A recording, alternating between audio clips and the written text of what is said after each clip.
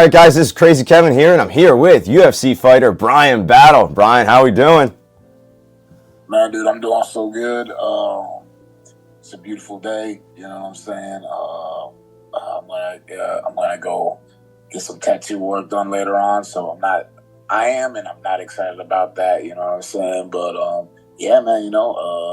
Just getting better every day. You know what I'm saying? Waiting for the next meal. You feel me? I love it. I love it. Now, you're just talking about getting some new ink. What kind of ink are you getting, and where at? Just more work done on the Shenron tattoo. You know what I'm saying? That's just such a big piece. You know what I'm saying? That's one of those. It's like, I don't think I realized how much of a time dump it was going to be when I started it. You know what I'm saying? Like, this thing is it's been a lot of work. I love it. I love it to death, but it is a lot of work. So, yeah, no, it's cool. But, yeah, that's what it is. Just more color, a little bit more detail here and there. You know what I'm saying? I gotcha. Now, when you're getting your tattoos, are you one of those guys who just kind of get it just because, or do you kind of get tattoos with like a little bit of meaning behind it, or maybe even a little bit of both? No, I definitely every tattoo means something. You know what I'm saying? I appreciate people just like having cool art on their body because I also like the cool art, but it's like everything's gotta mean something a little bit, at least to me. You know what I'm saying? Like the dragon is like twofold. You know, it's like Dragon Ball Z was one of my biggest inspirations growing up as a kid. You know what I'm saying? Just like a gajillion other fighters, R.I.P. Akira Toriyama. But it's also like there's this old. Like the origin story of the dragon was, it was a koi fish. It's this whole long story, but this basically a koi fish climbed up a waterfall, and in the process of climbing up the waterfall, through all these adversities, it kept on persevering through all these adversities. Like even besides climbing up the actual waterfall, and in the process, it changed.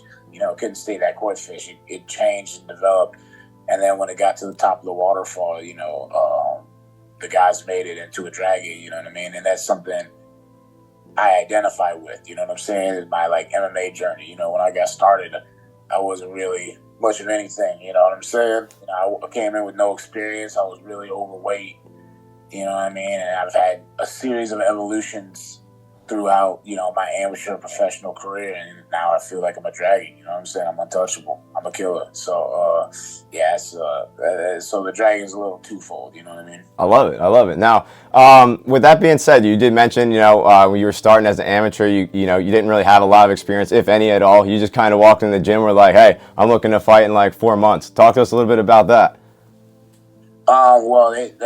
It's funny because that's like 4 months, something a lot of. My coaches were specifically like, "You're not going to come and train here with no experience and fight in 4 months." that was my attitude. I walked in there, people are like, "Okay, so why are you here? You looking for a new hobby? You trying to get in shape? What do you want to do?" And I was like, "I want to fight." They're like, "Okay, well, do you have any experience? Do you have any background in anything?" I was like, "I have no experience, no background in anything." They're like, "Well, they're like, it'll probably take you about 18 months before we book you a fight." You know what I'm saying? Because they're really serious about like not sending someone in there that was not fully prepared in every aspect. You know what I'm saying? It's like you had to be comfortable striking, you had to be comfortable grappling, you had to be comfortable against the cage. And so they're like, from scratch to fighting, they're like, it'll probably take 18 months. I didn't take quite that long. I think I got my first fight in like a year. But yeah, no, it was definitely. That's basically how the conversation went. I was like, "Yeah, I'm here to fight." I love it. No, my coaches were great. They got me ready. You know what I'm saying? I did lose my first fight. I did lose my first amateur fight, but we went on a little run after that. So, and now we're here. So Very nice. Yeah, very nice. You're definitely here now. Now, with that being said, your last fight, talk to us a little bit about that matchup. Definitely an interesting ending. It was so goofy, man. And it's bittersweet because just because of the post-fight antics and how everything went down after the fight. I might have gotten more fans from that than if I would have just finished them. But with that being said, I still want that finish. Like at first, I was okay with it because I was seeing everyone's opinions and everyone kind of saw how the fight was going.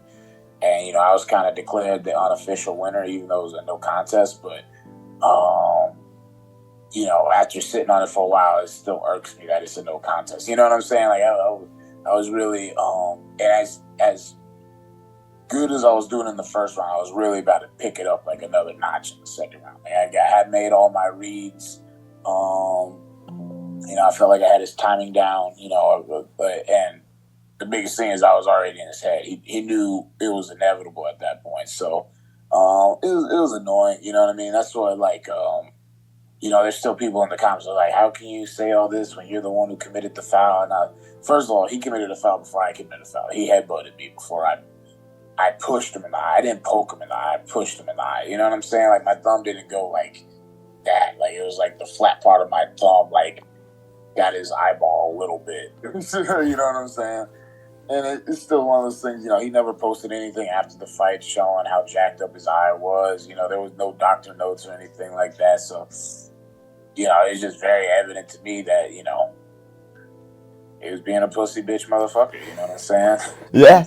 No, it definitely seems like it in a sense. Now, talking about that, what's kind of next for you? We were talking, I tweeted yesterday or the other day about, maybe you and Buckley a little bit. He's been kind of saying, you got to promote the fight, and maybe he's interested in that. If it's not Buckley, who else do you maybe have in mind?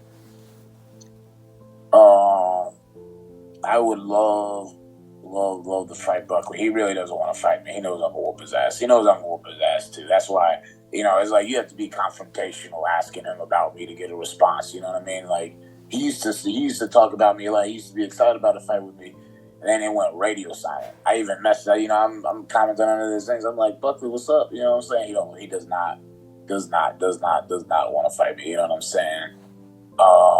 But unfortunately, I think they're going to find a way to get him onto that UFC St. Louis card. And it's looking right now like, I really don't know what's next for me right now. You know what I'm saying?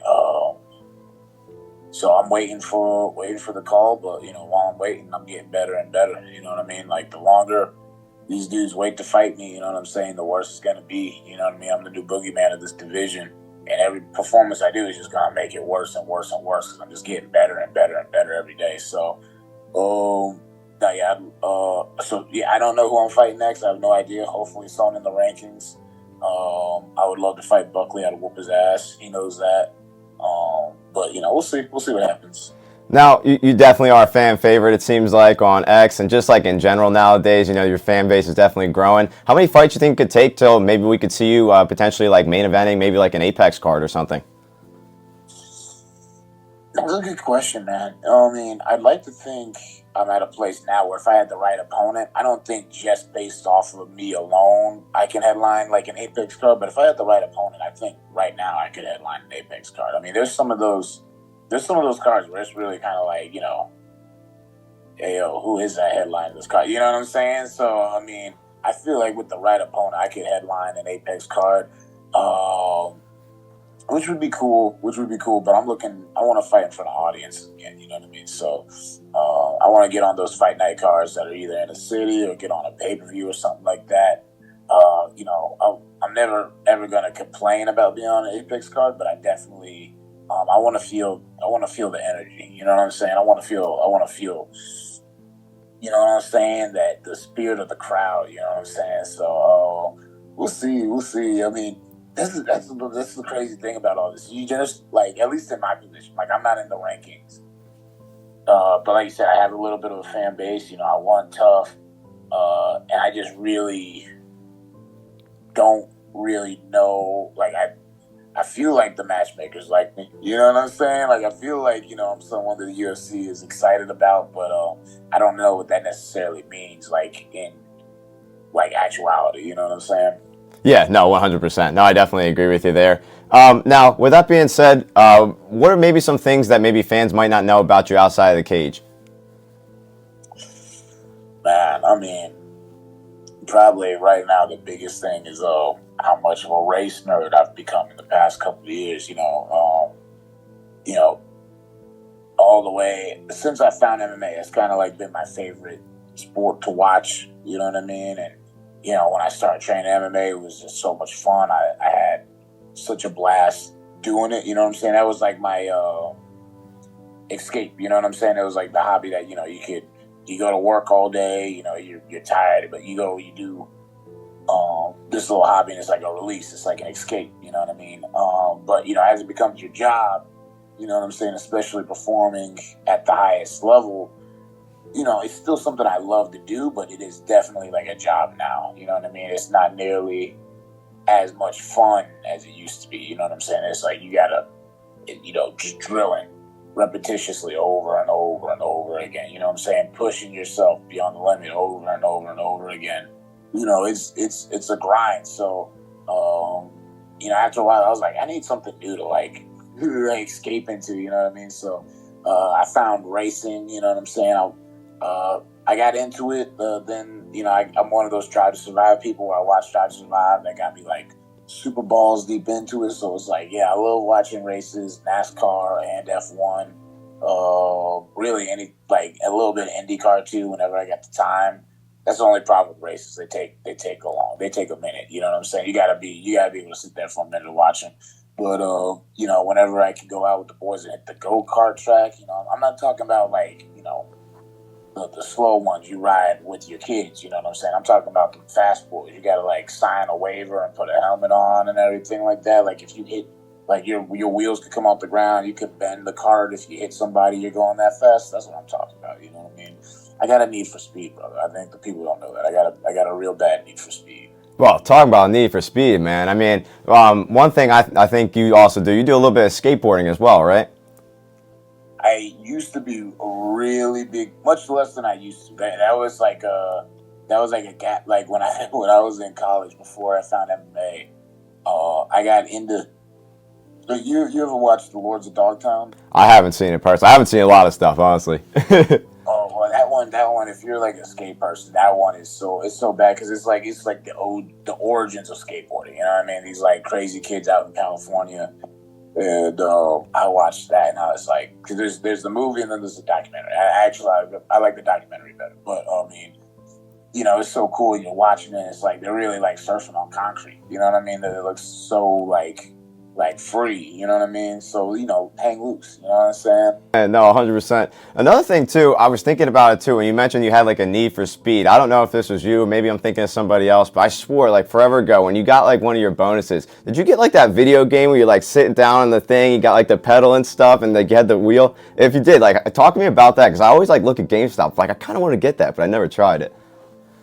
So no, I definitely got and it's like not like the highest scale VR racing chair, but Okay. I got the seat that lets you sit like you're in the cockpit, with the pedals at the end and the wheel mounted where a wheel would be, and like I said, that's another thing. That I don't like. Right now we're still in an apartment. Once we get a house and I got like a little man cave so I can have it set up, because the problem is I can set it up, but it takes up a lot of space. So I got to set it up, and then I got to break it down, and set it up, and then break it down.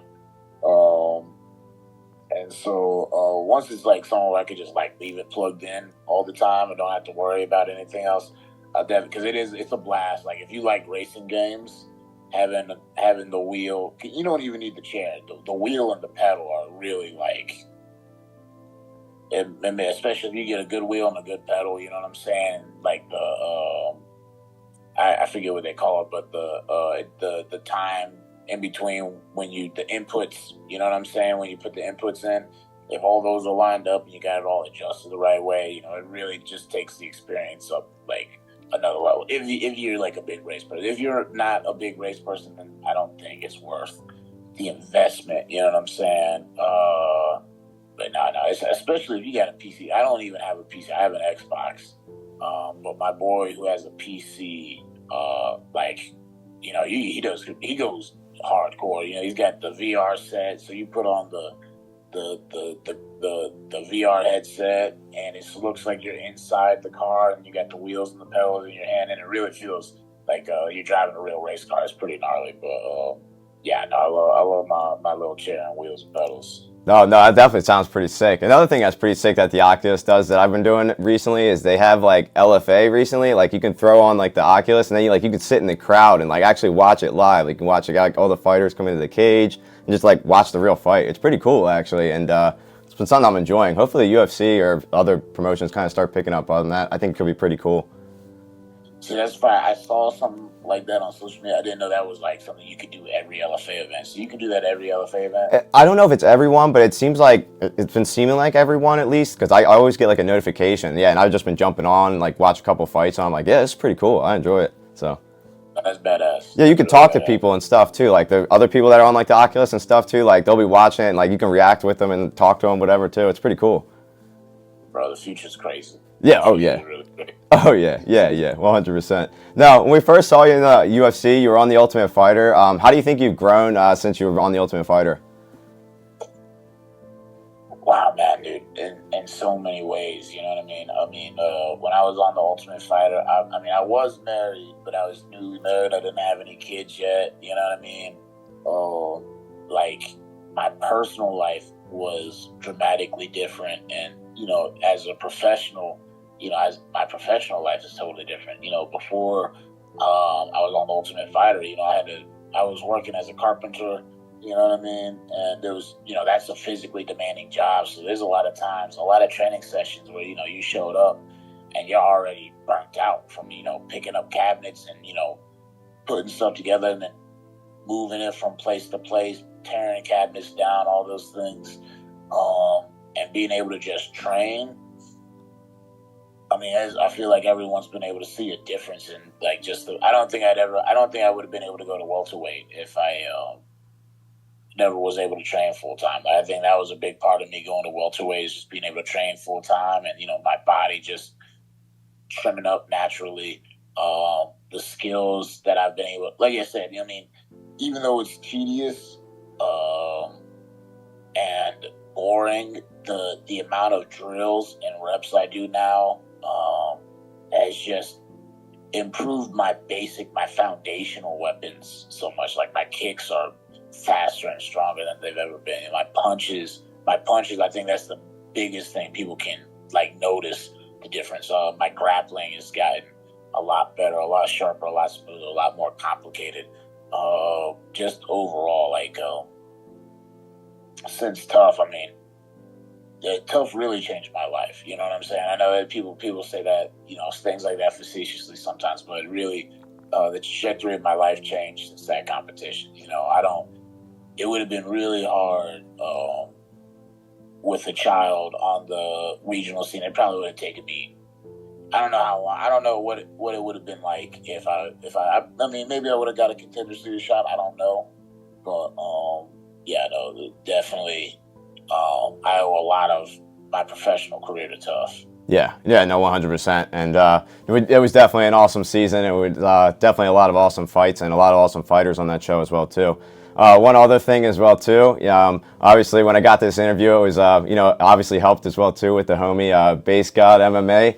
With that being said, with the Base Goddess, she had one question for you. Losa, he just got a fight recently. She was just curious, did you sign the parent permission slip for him to get that fight? I signed the parent permission slip. In fact, I really encouraged him to go do this. I was like, you need to get that last one. You need to watch that. And it's not going to be with me. Nice. You need to fight someone else again. It's not going to be me. So, you know what I'm saying? Go ahead and fight my boy Bonifim. That's right. You know what I mean? That's right. Yeah, no. Bonifim will maybe teach him a lesson for you and finish the job. I love it.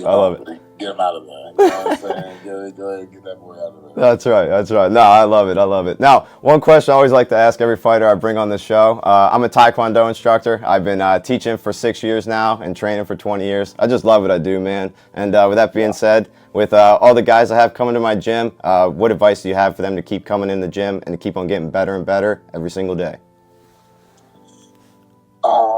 The biggest thing is one, to show up, like just showing up consistently. You know what I'm saying? Like, it's one of the, people feel like they gotta, and I see a lot of people burn themselves out by they see movies, they're like, I gotta be in here every day, twice a day, blah blah blah. They're like, No. There's levels to it. Eventually, if you get to a level high enough, you do need to be in there multiple times a day. You do need to be in there almost every day. But I say the most important thing off the rip is consistency. You know what I'm saying? Consistency is half the battle. Getting in, three times to 4 times a week. You know what I'm saying? Depending on what your schedule is, so you don't burn out, but you're consistently going those 3 to 4 times a week. I think that's really important. And then just making the most of every time you step in there. Like I said, consistency and showing up is half the battle, but what you do when you're there is the other half the battle. You know what I'm saying? How seriously you take it. You know what I'm saying? What you do with that time while you're there. You know what I mean? If you're really absorbing the information that people are trying to impart on you, you know what I mean? And if you just do those two things, if you show up consistently and you make the most of the time that you have while you're there, then the improvement is inevitable. You know what I'm saying? You're going to get better, and then, if you want to get even better, then, you pick it up a little bit. You know what I'm saying? You add a little bit more to the regimen, but definitely find something you can do consistently and do it. You know what I'm saying? Be fully invested while you're there and getting better and whatnot. 100%. And that's definitely a great message. And Bryan, speaking of messages, final message out there for the fans that are going to be watching this video. Final message for the fans. I say this video was for the fans. You know what I'm saying? I get a lot of little, people, hey, we love to have show, love you, have you on the show. But, there was a lot of, feedback off of it. You were like, hey, let's get Bryan on the show. And a lot of people, they were like, you got to go on the show. You got to go. And I was like, you know what? Dude, the people are asking for it. I got to do it, man. You know what I'm saying? I got to do this one for the fans. The fans have been great to me. You know what I'm saying? Like you said, I got like a little cult following. You know what I'm saying? Like I'm not huge yet, but the people who are with me really ride hard with me. So I appreciate everybody so much. All my Twitter people, all the new people on. I said Twitter, X, whatever we call it. You know what I'm saying? But this one's for the fans. I love the fans. You guys are the best. You know what I'm saying? This life that I'm living right now wouldn't be possible without you guys. So thank you so much. Yeah, and Bryan, it means a lot to me. And thank you to all the people on X that commented and retweeted and everything. I just started this channel 2 months ago. Like I said, I'm a Taekwondo instructor. I started it to kind of, teach my students a little bit. So I'm going to be, obviously doing some techniques. And I also wanted to kind of meet you guys and help you guys maybe grow and, also kind of learn a little bit more about you guys too. So thank you for taking the time out of your busy day to come on the show and coming on for a little bit longer too. It means a lot to me. And, best of luck in the future, man. It means a lot. Thank you, brother. You have a good one, all right? Yeah, man, you as well. Thank you again. Peace. All right, my man. Take care. Sorry.